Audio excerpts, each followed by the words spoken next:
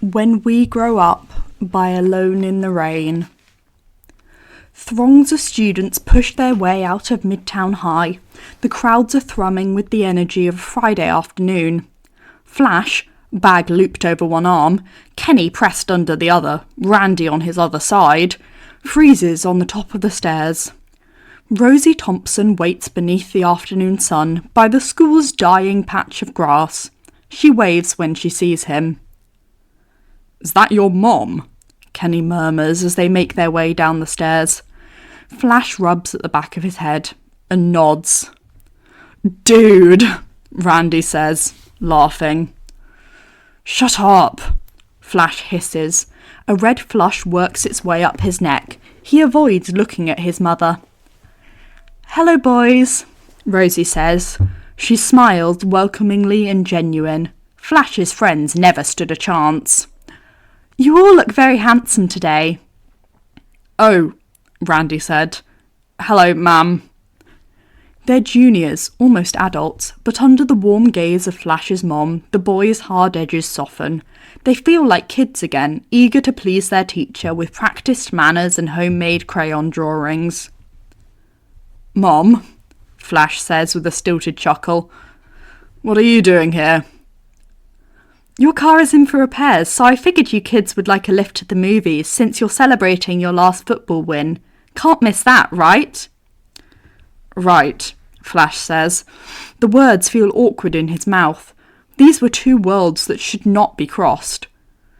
"But I could have just caught the bus again or caught a lift with someone." "Randy and Kenny both don't own cars," she reminds him. "It's fine, Mrs. Thompson," Randy says. "You didn't need to come all the way down and get us." Flash's mom isn't listening anymore. Her gaze is drawn to the steps of Midtown High. A slow, sly smile spreads over her face. Oh no. Rosie cups her hand around her mouth and does the unthinkable. "Peter, down here, sweetheart!" Peter Parker descends the stairs, looking as windswept and nerdy as usual in a mathlete's t-shirt, beat-up chucks and a straining backpack full of textbooks. At the sound of his name, his head shoots up and his gaze lands on Rosie Thompson, Flash's red face, and a bemused Kenny and Randy. "Mrs. Thompson," Peter says easily. He beams down at them. "It's so good to see you." "Mom!" Flash hisses urgently. His friend's eyes grew wide. They turn to Flash for some kind of explanation, but Flash refuses to look at him. "Mom, please." Rosie ignores her son. "Oh, none of that, young man. Like I always tell you, it's Rosie." Peter reaches the end of the stairs. Rosie takes his hands. She leans up and kisses his cheek. She hadn't kissed Flash's cheek in greeting, a fact that he's strangely annoyed about. "Wow, look how big you've gotten, Peter. I always said you'd grow taller, no matter how small you were when you were younger." "I'm not that tall, Rosie," Peter says. Randy and Kenny exchange glances. Parker just reaches their shoulders. "You have time. You'll get there in the end, and that's what matters." Peter laughs, the sound easy, unlike the nervous or forced laughter the other teenagers are accustomed to. "If you say so. How's Jessie?"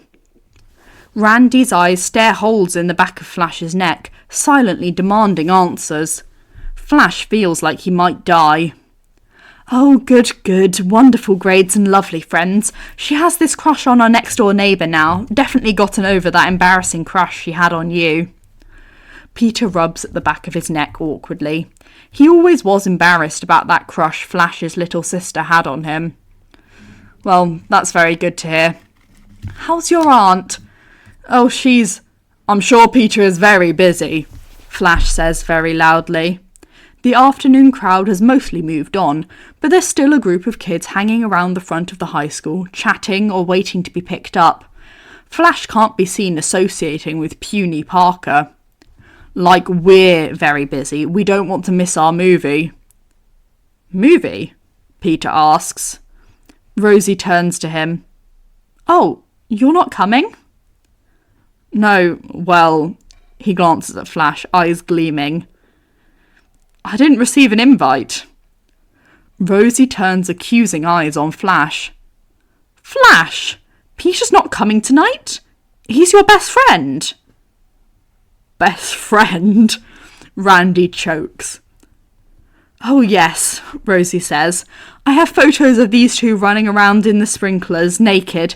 I should find them.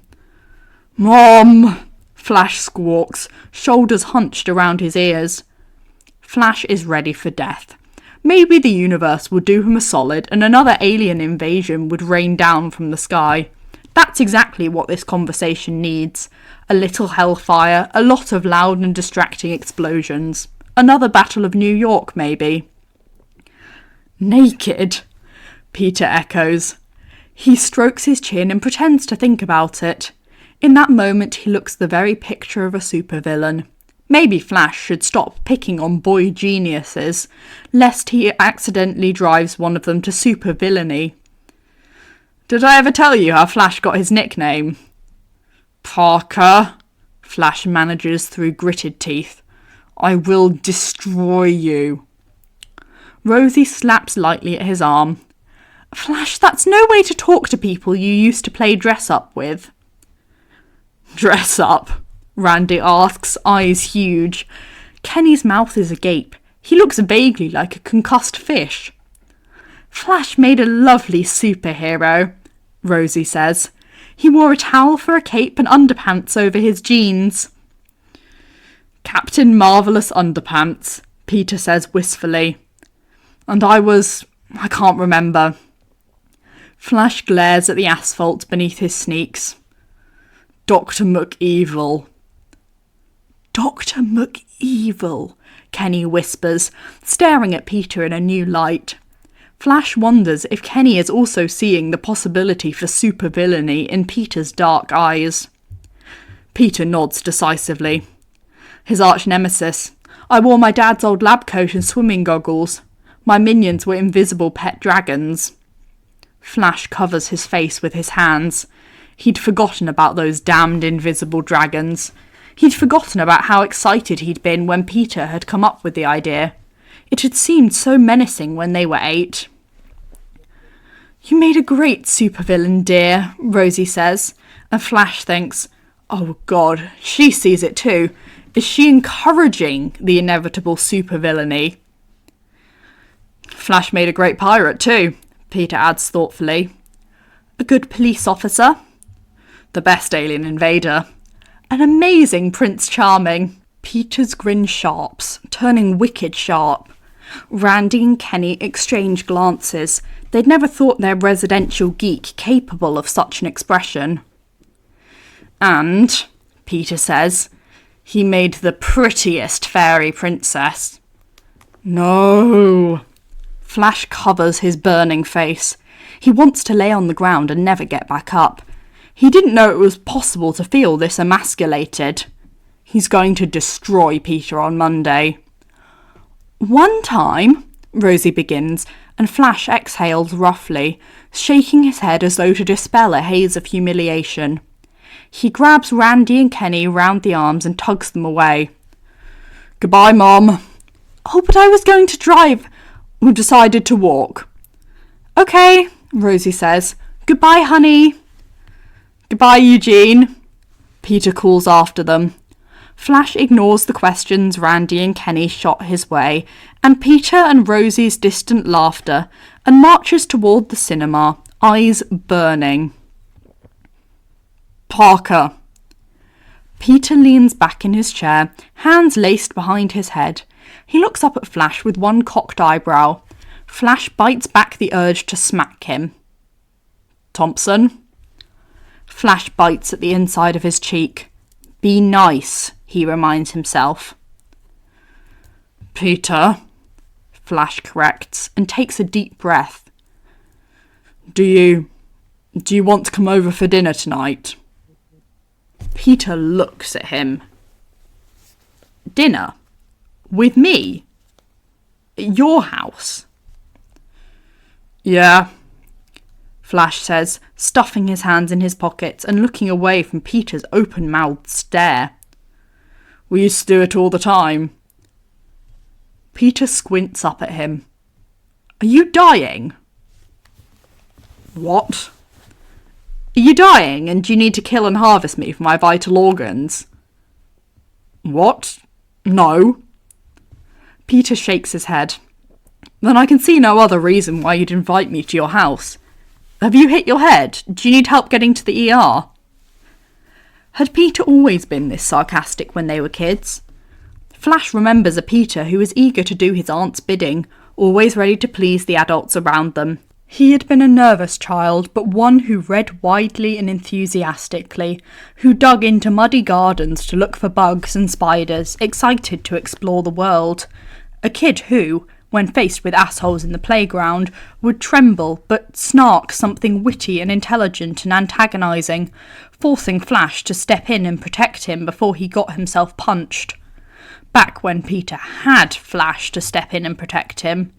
So, yes, Flash figures. Peter Parker, lifelong sarcastic shit. Look, Flash says, glancing back at the door, aware of how little time he has before their next class.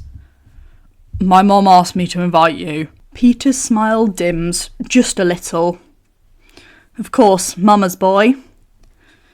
And I... Flash studies the window, head turned away, not meeting Peter's eyes. He swallows, somehow manages to overcome his pride, and says, I want you there too. Huh? We were friends when we were little. Maybe we could, do that thing again.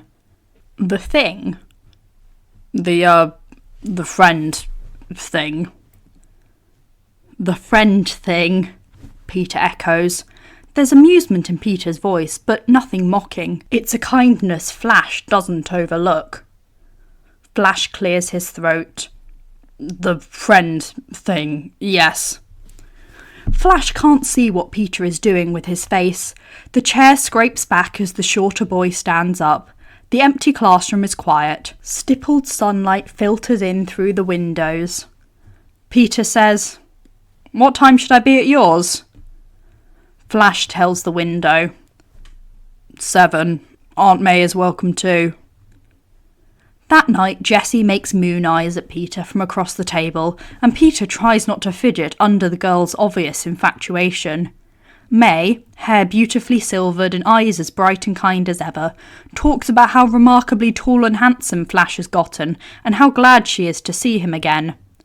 After pork and peas and roasted potatoes, after May and Rosie shepherd the boys into the kitchen with armfuls of dishes, Peter and Flash have a moment of privacy. Flash's arms are plunged elbow deep in the soapy water, Peter by his side, armed with a dishcloth. Their elbows bound together as they work, sneakers inches apart on the tiled floor. From the other room floats in the sound of warm laughter, the soft rumble of the TV, and the clinking of wine glasses. Peter dries a Spider-Man mug with a curled smile. The red ceramic glints dully under the kitchen lights. Hey, Flash. Flash clears his throat. Yeah? Peter coughs. I'd like to do the friend thing. Friend thing, Flash echoes. God, that sounds so dumb. Yeah, it does. Flash has missed seeing that sharp, egging grin on Peter's face. It suits you. Flash squawks and throws a sponge at him. Peter retaliates with a wet cloth to the face. They're laughing and covered in suds when Rosie and May find them. In the middle of a water fight, neither of them are winning. Peter's glasses are splattered with soap. Flash's jacket is soaked. Water puddles the kitchen floor. They're in trouble. They're soaked and flushed and choking on their laughter. They're 17 and feel 7. Flash thinks it's almost worth the humiliation. Thank you for listening. I really hope you enjoyed. Had a lovely rest of your day.